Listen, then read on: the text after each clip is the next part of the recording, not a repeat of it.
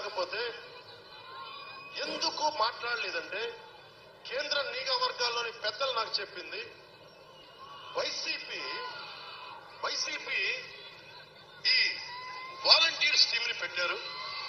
ప్రతి ఊర్లో ప్రతి గ్రామంలో ఎవరు మనిషి, ఏ కుటుంబంలో ఎంతమంది ఉంటారు, ఏ కుటుంబంలో ఆడపిల్లలు అక్కడ ఏమేమి ఉన్నాయి, వాళ్ళు ఎవరైనా అబ్బాయిలను ప్రేమిస్తున్నారా, వాళ్ళలో వితంతువులు ఉన్నారు. సరే, గౌరవ ఉప ముఖ్యమంత్రి గారు అప్పటి ప్రతిపక్ష పార్టీకి ఒక పార్టీకి అధ్యక్షులుగా ఉన్నటువంటి వారు చెప్పినటువంటి మాటలు ఇవన్నీ. సరే, జగన్మోహన్ రెడ్డి ఒక రివ్యూ అయినా పెట్టావా, ఇది సినిమా కాదు, అరవకండి, మాట్లాడకండి, ఈ డైలాగులు కాదు, ఒక ఆడపిల్ల పోతే ఎంత భవిష్యత్తు నీకు అర్థమవుతుందా, ఇవన్నీ మాట్లాడారు. సరే, మంచిది. అప్పుడు గత ప్రభుత్వం బాగా చేయలేదు. గత ప్రభుత్వం బాగా చేయని కారణంగా చాలా వరస్ట్ అడ్మినిస్ట్రేషన్ అయిన కారణంగా వాళ్ళకు ఉంటారు.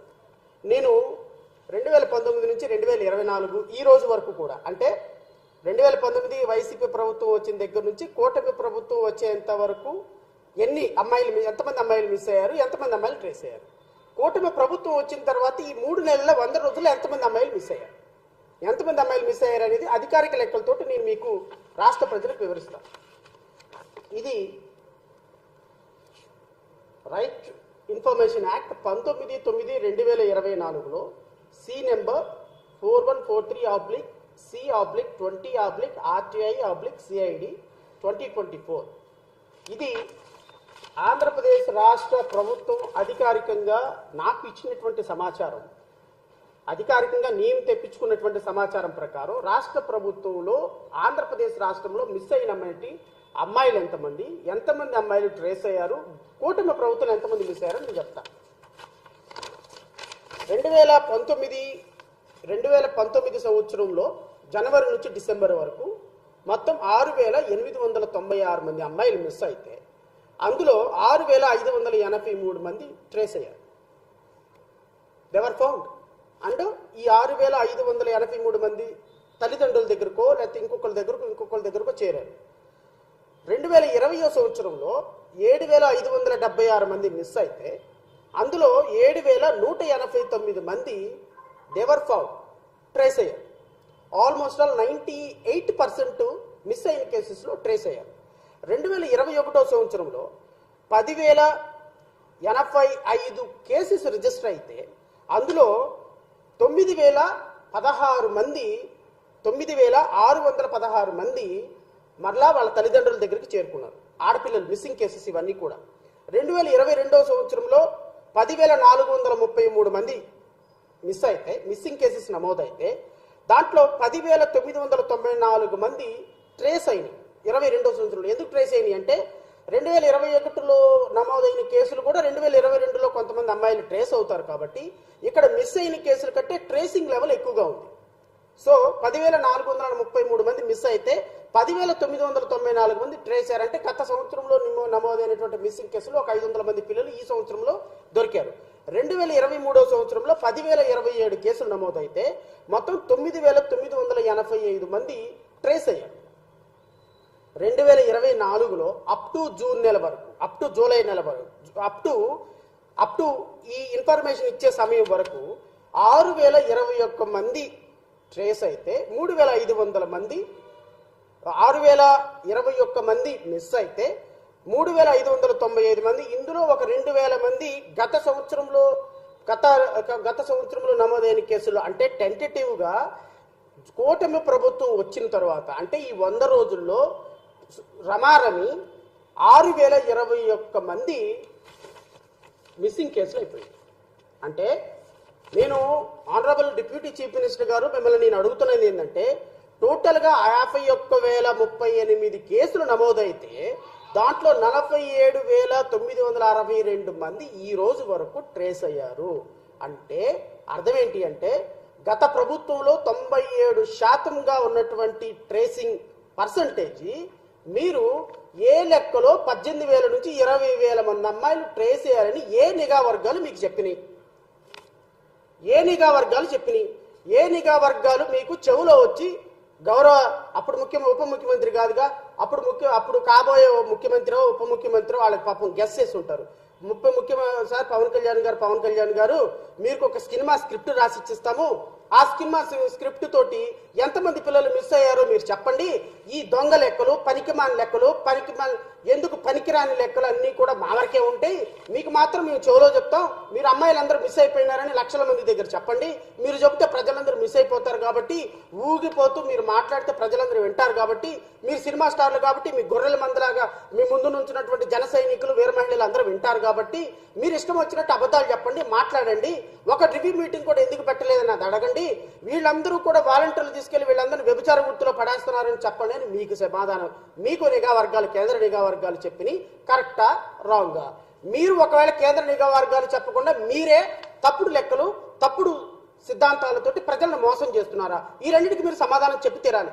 మీరు పవన్ కళ్యాణ్ సమాధానం చెప్పకపోయినా పవన్ కళ్యాణ్ తరపు నుంచి ఎవరైనా వాళ్ళ అధికార ప్రతినిధి సమాధానం చెప్పి తీరాలి ఈ రాష్ట్ర ప్రజలకి. మీరు మీ అధ్యక్షుడు చెప్పింది అబద్ధాపు లెక్కలా? కేంద్ర ప్రభుత్వం చెప్పింది అబద్ధపు లెక్కలా?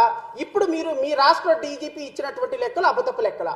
అండ్ ఇంకొక మాట అడుగుతున్నా, మీ ప్రభుత్వం వచ్చిన తర్వాత రమారమి ఇప్పటి వరకు మొత్తం 6021 మిస్సింగ్ కేసులు నమోదైతే రమారమి మీరు కేసులో మీరు ప్రభుత్వం ఏర్పడే ఈ 100 రోజుల్లో 4000 మంది 4000 పైచులకు అమ్మాయిలు మిస్ అయితే మీరేం గడ్డి పీకుతున్నారా? ఇప్పుడు ఏ వాలంటీర్ వచ్చి మిస్ చేశాడు? ఇప్పుడు ఏ వాలంటీర్ వచ్చి వాళ్ళని వ్యభిచార వృత్తిలోకి దించేశాడు? ఈ 100 రోజుల్లో ఏ వాలంటీర్ పనిచేస్తున్నాడని, ఏ వాలంటీర్ చేత పని చేయించారని, ఏ వాలంటీర్ మీరు విధుల్లో పెట్టారని 4000 మంది అమ్మాయిలు వ్యభిచార వృత్తిలోకి వెళ్ళిపోయినారు? 4000 మిస్సింగ్ కేసులు ఫైల్ అయినాయి.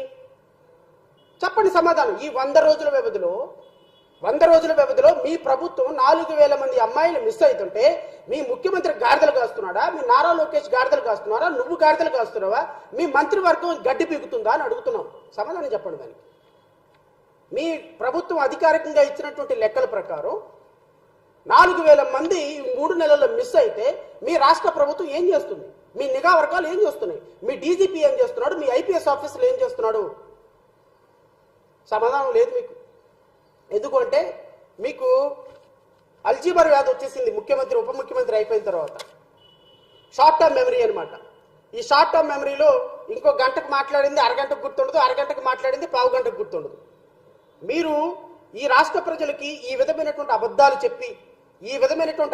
చెప్పి ఫాల్స్ అస్యూరెన్సెస్ ఇచ్చి ఊగిపోయి మాట్లాడి ఒకలాంటి సినిమాటిక్ మైకంలోకి ప్రజలను తీసుకొని వెళ్ళిపోయి కనీసం ఒక పరిజ్ఞానం లేకుండా, కనీసం అవగాహన లేకుండా అబద్ధాలు చెప్తున్నాము, అబద్ధాలు గుప్పిస్తున్నాము. ఆడపిల్లల బ్రతుకులతోటి, ఆడపిల్లల జీవితాలతోటి, ఆడపిల్లల మిస్సింగ్ల కేసులతోటి, మన ఇంట్లో ఉన్నటువంటి ఆడపిల్ల మిస్ అయితే పట్టుకోవటం లేదనేటువంటి అబద్ధాలతోటి ఒక ఎమ్మెల్యే అయి ఉప ముఖ్యమంత్రి అయినటువంటి నీకు ఒక్క క్షణం కూడా ఉప ముఖ్యమంత్రి పదవిలో కూర్చునే అర్హత లేదు. ఇమ్మీడియట్ గా నువ్వు రిజైన్ చేయాలి అని జై భీమరావు భారత పార్టీ డిమాండ్ చేస్తుంది.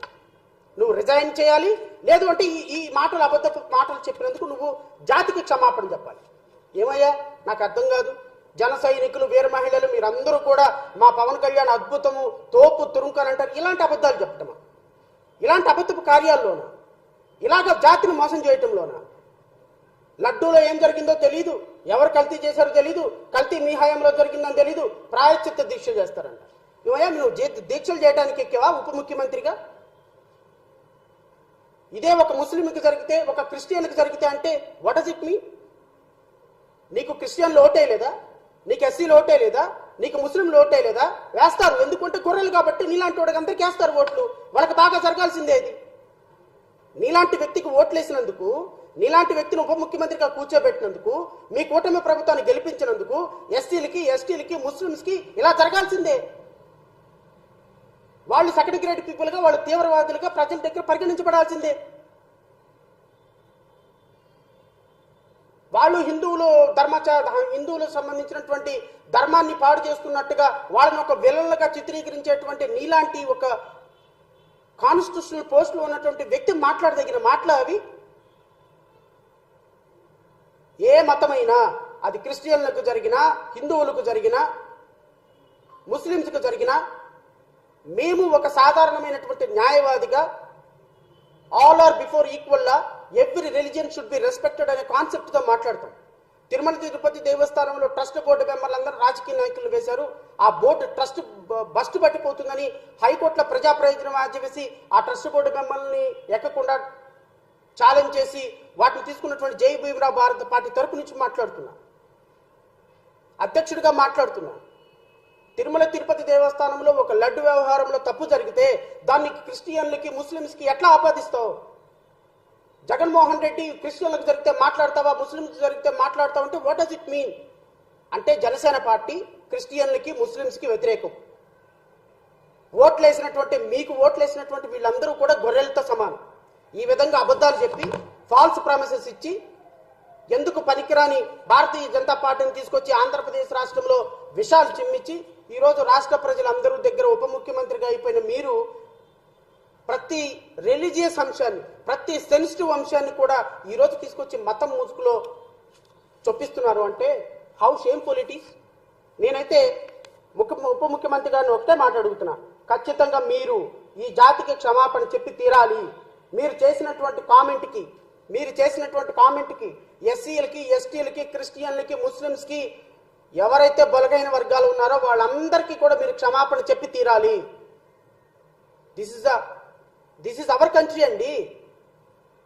హిందువులు వేరు, ముస్లిమ్స్ వేరు, క్రిస్టియన్లు వేరు కాదు. మీరు అట్లా వేరు చేసి మాట్లాడొద్దు. You are holding a constitutional post. ఒక డిప్యూటీ చీఫ్ మినిస్టర్ అంటే రాష్ట్రంలో ఉన్నటువంటి 5.5 కోట్ల మందికి మీరు డిప్యూటీ చీఫ్ మినిస్టర్. ముస్లిమ్స్కి వేరు, క్రిస్టియన్కి వేరు కాదు. మీరు ఒక సమస్య వస్తే వెళ్ళి తిరుపతి కనకదుర్గమ్మ తల్లి టెంపుల్ మెట్లు కడగొచ్చు, కాదనటంలా. మరి ఒక దళిత డాక్టర్ని మీ ఎమ్మెల్యే పచ్చిబూతులు తిడితే మీరు ఎందుకు స్పందించలేదు? ఇదిగో మీ హయాంలో ఇన్ని వందల మంది మారణ హోమం జరిగితే నేను చదువుతా, లిస్టు కూడా చదువుతా. మీ హయాంలో ఎంతమంది దళిత బిడ్డలు చచ్చిపోయినారు, ఎంతమంది 100 రోజుల పాలనలో మీరు ఇచ్చినటువంటి హామీలు ఏంటి, మీరు చేయని హామీలు ఏంటి, ఎంతమంది చచ్చిపోయారో కూడా నేను ఖచ్చితంగా రాష్ట్ర ప్రజలకు చెప్తా. నేను ఇంకొక మాట కూడా చెప్తా. ఈ ఉప ముఖ్యమంత్రి గారి గురించి ఇంకొక మాట చెప్పిన తర్వాత నేను ముగిస్తా. ఎందుకు అంటే ఇది కూడా చాలా ఇంపార్టెంట్. తెలుగుదేశం పార్టీ వాళ్ళు ఏం చేసినా ఆయనకి చెయ్యాలి కదా, వాళ్ళు సరిగ్గా చేయలేదు పాలన కదా. మరి 2017లో ఇంటిలో ఒక సామాన్యుల ఇల్లు, ఒక చిన్నపాటి ఉద్యోగం చేసుకునే తండ్రి, ఇంట్లో పని చేసుకునే ఒక ఇల్లాలు, ఒక 14 ఏళ్ల కూతురు ఒక రెసిడెన్షియల్ స్కూల్ కి పంపిస్తే కర్నూలులో రోజు తల్లిదండ్రులకు ఎలా ఉంటుంది? మా బిడ్డ స్కూల్ కి పోయింది, తిరిగి ఇంటికి వస్తుంది. ఆ అమ్మాయి ఇంగ్లీష్ మాధ్యమంలో చదువుకుందా, తెలుగు మీడియం అనుకుందా కంటే కూడా ఇంటికి స్కూల్కి వెళ్ళిన బిడ్డ క్షేమంగా వస్తుంది ప్రతి తండ్రి ఆశించే. దాంట్లో పెద్ద ఎక్కువ ఆశ కూడా లేదు, సహజం. అలాంటి బిడ్డ యాజమాన్యం ఫోన్ చేసి, అమ్మ మీ కూతుర్ని ఒకసారి వచ్చి తీసుకెళ్ళండి అమ్మా, బాగలేదు పడిపోయిందంట, కళ్ళు తిరిగి పడిపోయిందని చెప్తే అంటే వెళ్ళిందంట. ఆవిడ వెళ్తే అలాంటి ఫ్యాన్ కి ఉరేసుకొని అమ్మాయి అలా ఉంటే, ఉరి ఎలా వేసుకుంటామండి మనం? ఎవరన్నా ఉరేసుకుంటే ఎలా వేసుకుంటారు? కింద కాళ్ళు ఆంతయ్య. ఆ బిడ్డ 14 ఏళ్ల బిడ్డని చూస్తే గర్భసంచి నిండా వీర్యం ఉండి ఆ తల్లి చెప్తుంటే నా కన్నీళ్ళు వచ్చేసిన. నాకు ఏం చేయాలి? నిస్సహాయత. సినిమాల్లో అయితే 100 డైలాగులు చెప్పగలవు, నిజ జీవితంలో చెప్పలేము. నిస్సహాయతతో కన్నీళ్ళే వస్తాయి. నిజ జీవితంలో ఏమి చేయలేము. సినిమాలో తొడలు కొట్టచ్చు, అరవచ్చు, కేకలు పెట్టచ్చు, మీసాలు తిప్పుకోవచ్చు. కానీ నిజ జీవితంలో నిస్సహాయతే, ఏడుపే, కన్నీళ్లే. మరి జగన్ రెడ్డి గారు నిజంగా చిత్తశుద్ధిగానే ఉంటే ఆ ఆడబిడ్డను చంపేసిన వాళ్ళ కేసు ఎందుకు తీయరాయన? ఎందుకు వాళ్ళు వెనకేసుకొస్తారు? వాళ్ళు పోలీసులు ఏం చేస్తున్నారు అక్కడ? పోలీసులకి బిడ్డలు ఉంటారా? ఆడబిడ్డలు ఉంటారా? పోలీసులకి, రాజకీయ నాయకులకి ఆడబిడ్డలు ఉండరా?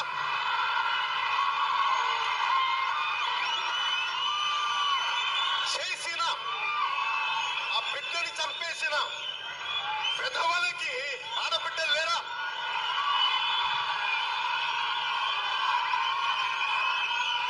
అడిగేవాడు ఎవరు లేడు. ఆవిడ ఒక సామాన్య గృహిణి, లాయర్లను కూడా పెట్టుకోకుండా కేసులు వాదించేస్తుంది. బిడ్డ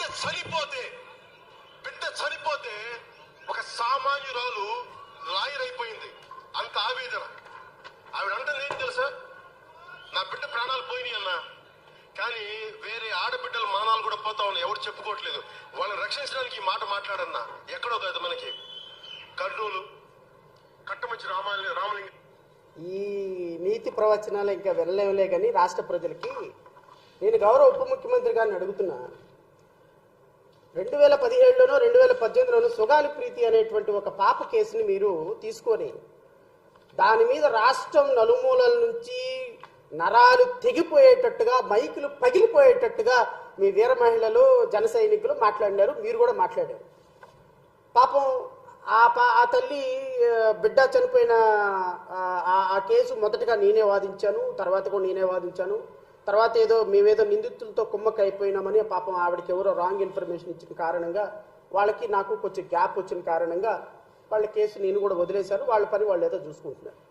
దాన్ని గౌరవ ఉప ముఖ్యమంత్రి గారు టేకప్ చేసి గొంతు చించుకొని రంకెలు పెట్టి కర్నూలు వెళ్ళి పెద్ద పెద్ద మీటింగులు పెట్టి పెద్ద పెద్ద అడావుడి చేసి ఆ అమ్మాయికి నేను ప్రాణం ఇస్తాను, వాళ్ళని ఉరిశిక్ష వేస్తాను, కట్టమంచి రామలింగారెడ్డి కరస్పాండెంట్ని స్కూల్ వాళ్ళని చంపేస్తాను, పోలీసులు ఏం పీకుతున్నారు, జగన్ రెడ్డి ఏం పీకుతున్నాడు, నువ్వేం పీకుతున్నావా? ఇప్పుడు నువ్వు గడ్డి పీకుతున్నావా?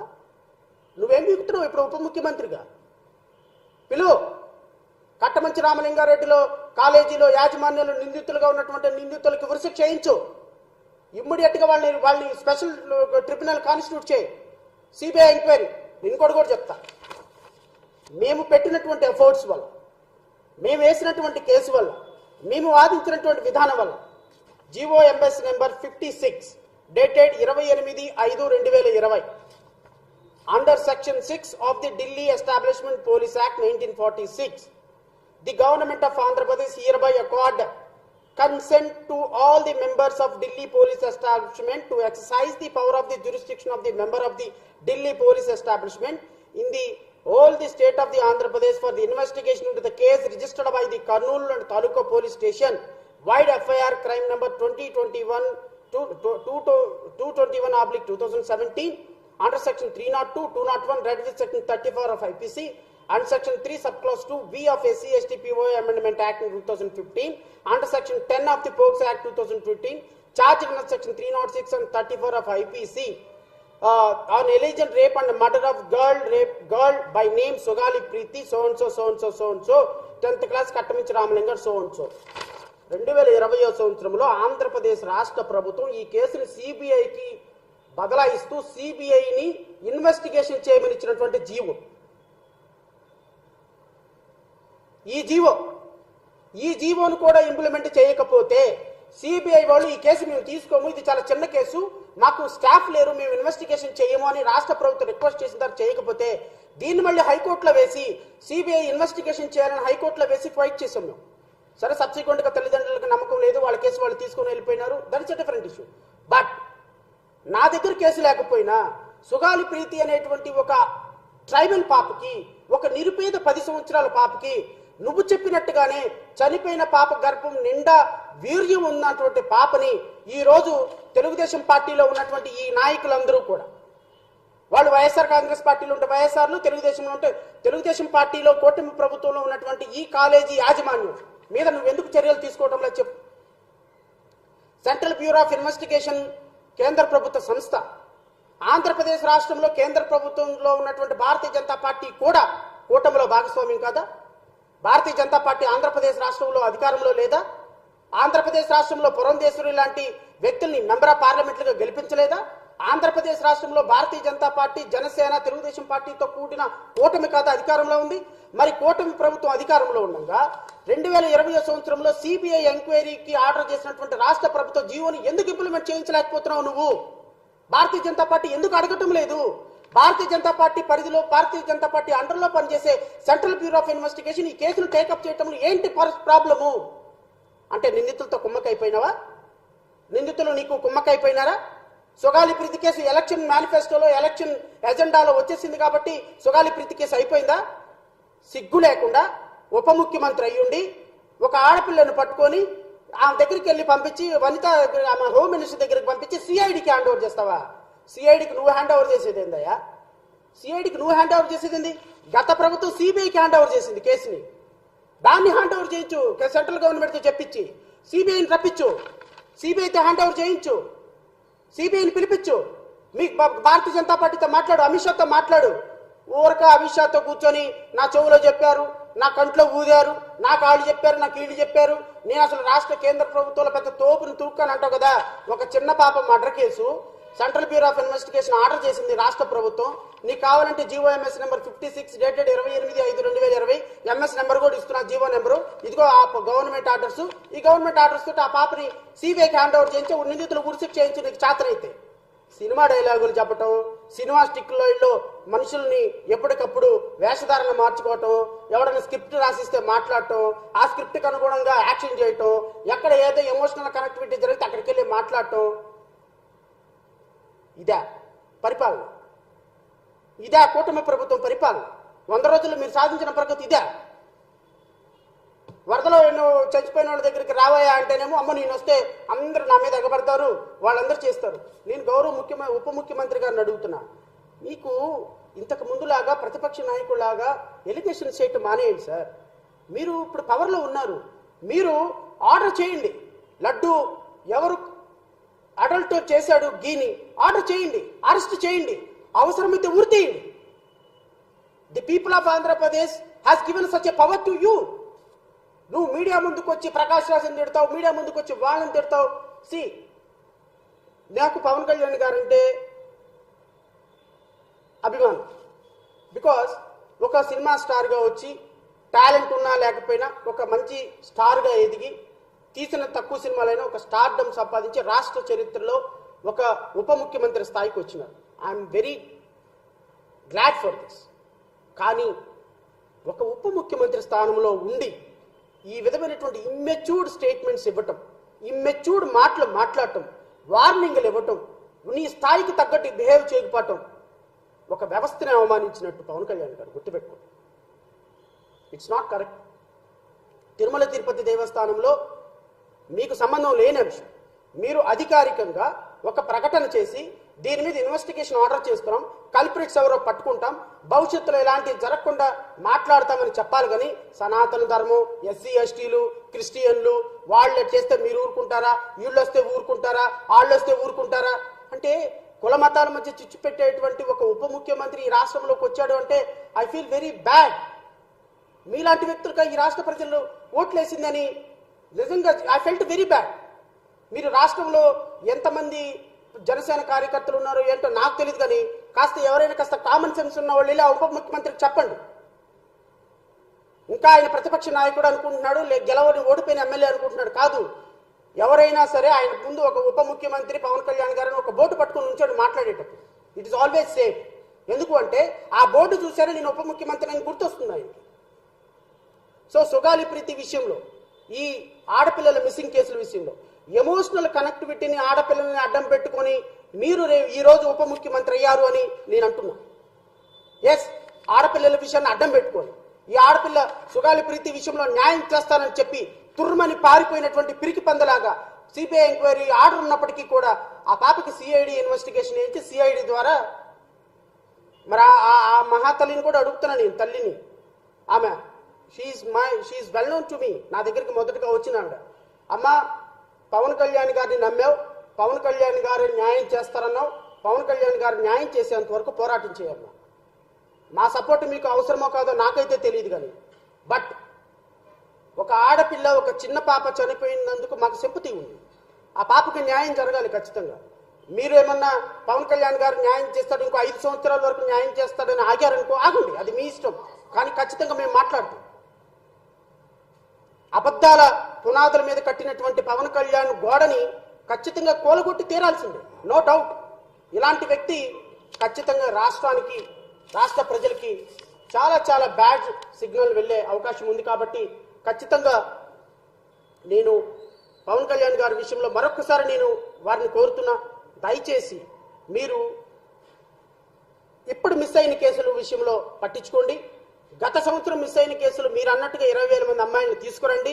ఎక్కడ ఉన్నారు, ఎవరు అమ్మాయిలను తీసుకొచ్చి ప్రజలకు అప్పచెప్పాలని డీజీపీతో రివ్యూ మీటింగ్ పెట్టి దీని మీద ఒక స్పష్టమైన ప్రకటన చేయాలి. చేయకపోతే 5 సంవత్సరాల పాటు నేను ఇదే మాట్లాడతాను. మీరు ఇది నేను తప్పుగా మాట్లాడాను అని మీరు అధికారిక ప్రకటన వచ్చేంత వరకు నేనైతే వదలను. ఖచ్చితంగా మాట్లాడి తీరుతా. దీని మీద మీరు ఏ విధమైన చర్యలు తీసుకున్నా I'm ready. I don't have any objection. ఇక ఈ కూటమి ప్రభుత్వం ఏర్పడిన తర్వాత 100 రోజుల సమయంలో ఈ కూటమి ప్రభుత్వం చేసినటువంటి ఘనకార్యాలు ఏంటి? నేను అడుగుతున్న గౌరవ ముఖ్యమంత్రి గారిని,